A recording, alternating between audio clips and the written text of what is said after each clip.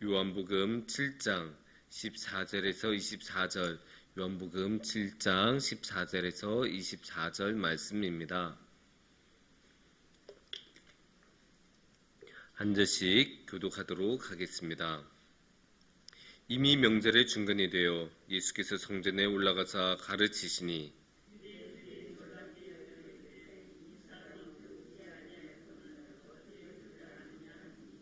예수께서 대답하여 이르시되 내 교훈은 내 것이 아니요 나를 보내신 이의 것이니라.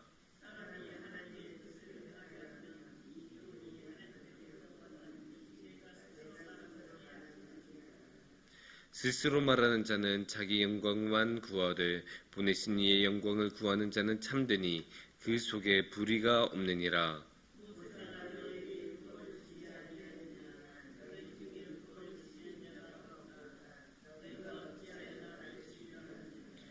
무리가 대답하되 당신은 귀신이 들렸도다. 누가 당신을 죽이려 하나이까?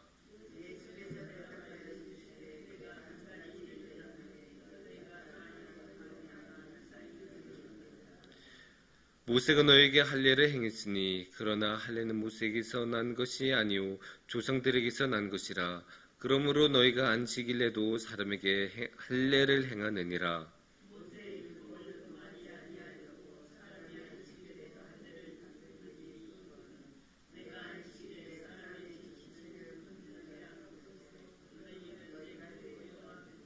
함께 봉독하겠습니다. 외모로 판단하지 말고 공의롭게 판단하라.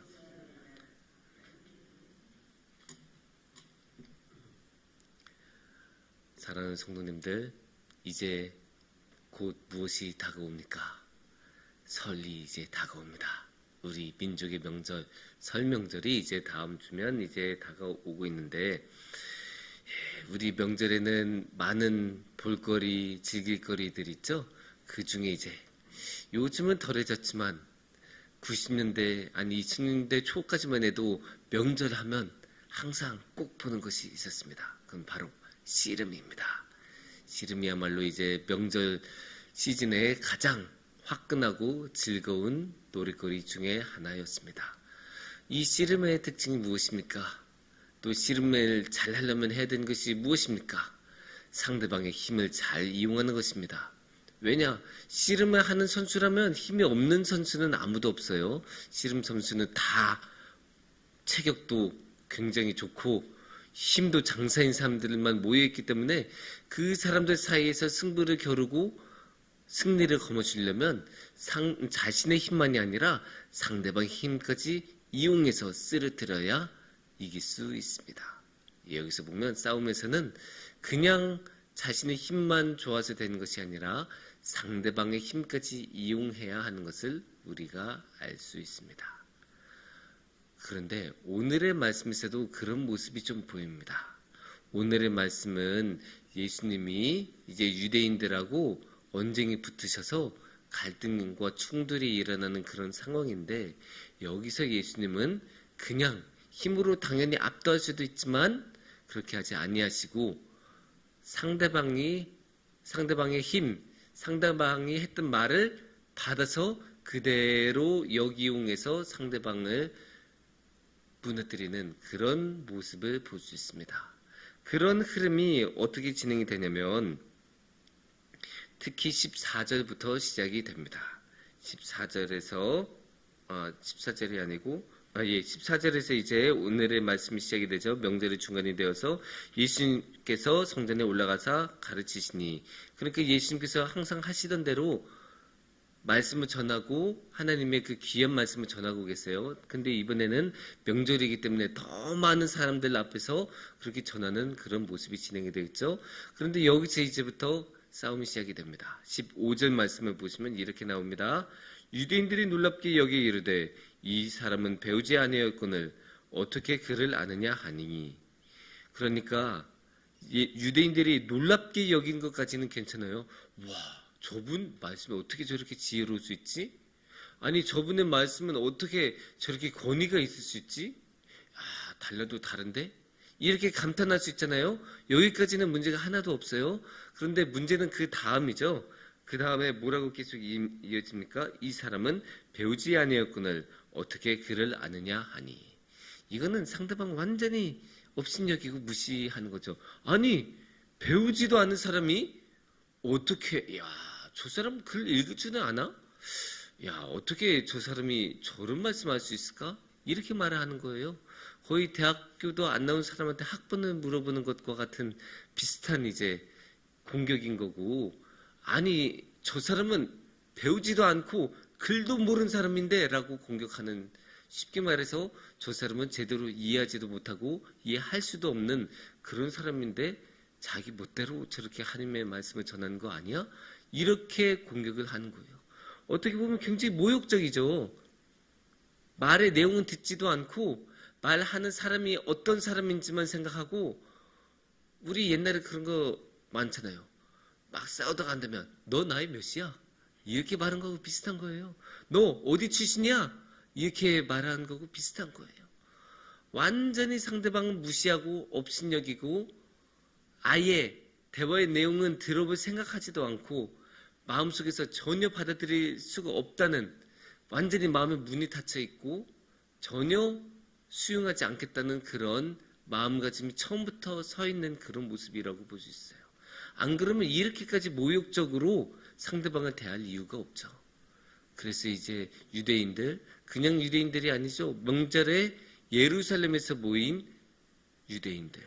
그러니까 어떻게 보면 물론 명절이니까 지방에서 올라오신 분들도 많겠지만 그래도 예루살렘이기 때문에 예루살렘 사람들이 많을 텐데, 이 예루살렘 사람들은 지방 출신인 저 나사렛, 선한 것이 나올 리가 없다는 그 나사렛 출신의 예수님의 말씀은 처음부터 들을 생각이 조금 더 없었다고 볼 수 있는 거죠.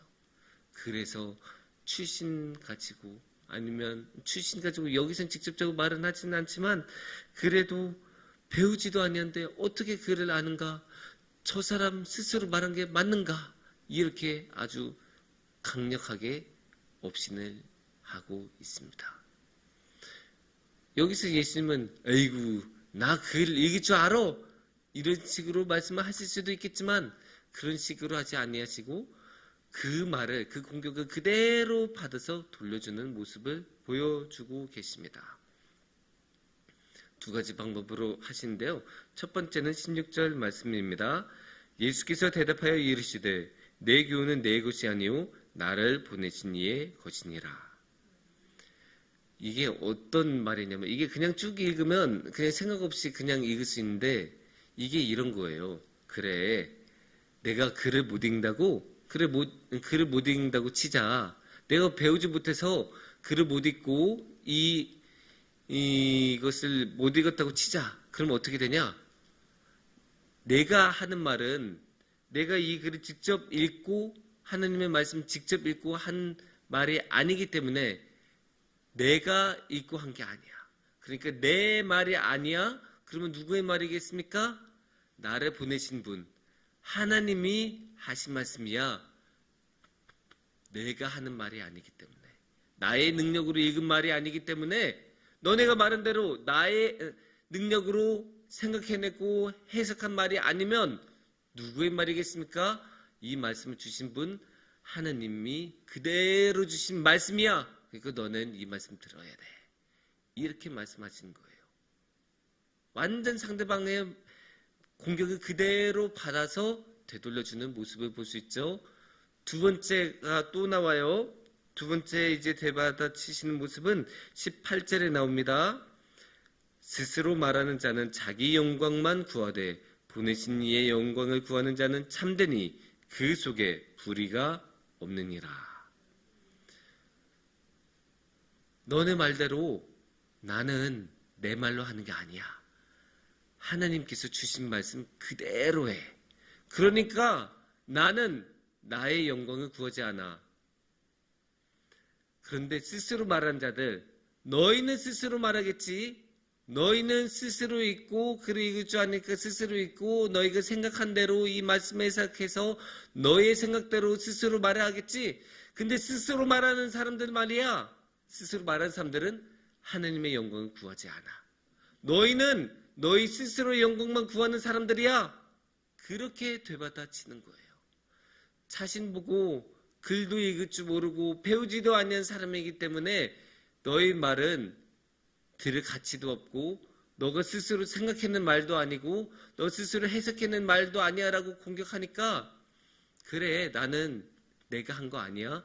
그러니까 이거는 하나님의 말씀이고 하나님의 말씀이기 때문에 내가 영광 구한 것이 아니라 하나님께 영광을 돌리는데 너희는 뭐냐? 너희는 스스로 말한다고 하지? 너희는 스스로 말하니까 하나님은 생각도 안 하고 하나님의 영광은 생각도 안 하고 너희의 영광만 너희 스스로 받을 영광만 생각하고 있는 거야. 이렇게 꾸짖으시는 거예요. 받은 공격을 그대로 되돌려주는 그런 모습을 볼 수 있습니다. 이렇게 말씀하신 다음에 세 번째로 쐐기를 박으십니다.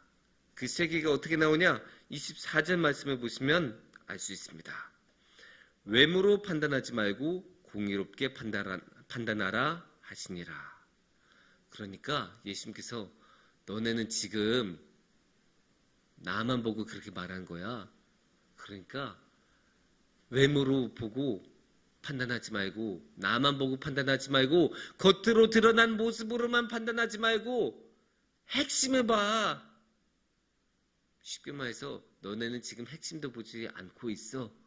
너네는 들을 귀가 없는 사람들이야. 들을 귀도 없으니까 핵심은 듣지도 않고 내가 말한 말의 내용도 듣지 않고 내가 말한 말, 전한 말의 그 귀한 하나님의 말씀의 그 열매는 듣지도 않고 그 겉표면만 듣고 있고 그 겉으로 드러난 나의 모습, 예수님의 그 출신, 예수님의 행적 이런 것만 캐서 생각하려고 하고 하나님께서 전하신 말씀의 핵심은 조금도 들으려고 하지 않는다. 이렇게 예수님께서 마지막으로 쐐기를 박으십니다. 이렇게 예수님하고 유대인들 사이에 충돌이 이렇게 일어나고 있는데 그때 예수님께서는 그냥 힘으로 압도하신 게 아니라 유대인들의 공격을 그대로 받아서 되돌려 주시는 모습을 볼 수 있습니다. 그래서 이렇게 부딪히는 모습, 되받아치신 모습을 우리가 볼 수 있는데 여기서 우리가 특히나 두 가지 중요한 모습을 볼 수 있습니다. 첫 번째는 여기서 참고가 되는 모습은 고린도전서 1장 25절에서 볼 수 있습니다. 이렇게 전하고 계십니다. 하느님의 어리석음이 사람보다 지혜롭고 하느님의 약하심이 사람보다 강하니라. 그러니까 일반적으로 생각하면 배우지 못한 것, 글을 읽지 못한 것은 약점이에요. 왜냐하면 글을 읽을 줄 아는 사람들 앞에서는 배운 사람 앞에서는 배우지 못한 사람, 글을 읽지 못한 사람은 지식에 한계가 있는 것처럼 보일 수밖에 없기 때문에 당연히 지식이 있는 사람하고 지식이 없는 사람이라면 누가 더 지혜로운지 생각해 볼 수가 있겠죠. 하지만 그래서 예수님은 배우지 못한 사람이고 다른 유대인들이 배운 사람이라면 이렇게 수준 차이가 생긴다고 할 수 있잖아요. 그런데 이 하나님의 약하심, 하나님의 그 약하심이 이 사랑의 강함보다 훨씬 더 강하다고 성경 말씀을 전하는 모습이 있는데 그 모습이 구체적으로 이렇게 요한복음 7장 말씀에서 드러난다고 할 수가 있습니다. 그래서 하나님의 어리석음일지라도 사람의 지혜로움보다는 훨씬 더 지혜롭다라는 것을 하나님의 약하심이 아무리 약하더라도 인간의 강함보다 훨씬 더 강하시다는 것을 우리는 알 수 있습니다. 두 번째로 우리가 생각해야 되는 것은 이 말씀, 특히 이 말씀에서 나타난 핵심은 요한복음 3장 30절에서 우리가 생각해 볼 수 있습니다. 그는 흥하여야겠고 나는 쇠하여야 하리라 하니라. 그러니까 여기서 예수님께서 뭐라고 말씀하세요? 스스로 하는 자는 스스로의 영광을 취하는데 스스로 하지 않는 사람은 하나님의 영광을 드러낸다. 여기서 중요한 게 뭐라는 것입니까? 하나님의 영광을 드러내는 게 중요하다는 거잖아요. 스스로의 영광을 드러내는 것은 중요하지 않아요. 그런데 유대인들은 스스로의 영광을 취하는 사람들이기 때문에 제대로 하지 않는 사람들, 잘못하는 사람들이고 예수님은 하느님의 영광, 자신의 영광이 아니라 하느님의 영광을 드러내는 분이기 때문에 제대로 하는, 하느님의 뜻대로 하는 사람이라고 말씀하고 계신 거예요. 그렇기 때문에 중요한 것, 또 이거는 우리가 항상 신앙적으로 생각해야 되고 염두에 둬야 되는 게, 중요한 거는 내가 드러난 게 아니다. 하나님이 드러나는 것이다. 우리는 항상 똑같은 실수를 반복하거든요. 우리는 스스로를 너무나 드러내고 싶어요. 그게 그만큼 달콤하고 그만큼 영광과 명예가 되기 때문에 항상 자신을 드러내고 싶은 게 인간인데, 그런데 그러면 안 되고 자신을 드러낸 게 아니라 하나님을 드러낸 게 가장 중요하고 핵심이다. 그거를 오늘의 말씀에서 전하고 있고, 그게 여기 안에 들어있는 너무나 중요한 주님의 말씀이란 것 우리가 항상 기억해야 합니다. 그래서 우리가 항상 겸손하게, 아무리 하나님의 뜻이 지혜로워 보이지 않아도 우리보다는 훨씬 더 지혜롭다는 것을 생각하고 겸손하게 주님께 순종하면서 나아가는 게 첫 번째일 것이고, 두 번째는 우리를 드러내려는 게 아니라 항상 하나님을 드러내도록, 우리는 없어지는 것처럼 투명해져도 상관이 없으니까 하나님께서 잘 드러나고 하나님께서 영광을 얻으시도록 항상 노력해야 할 것입니다. 그렇게 할 때 우리는 우리가 아니라 하나님께서 우리 안에서 나타나셔서 하나님으로 살아가는 그 큰 영광과 복을 누릴 것입니다. 함께 기도하겠습니다.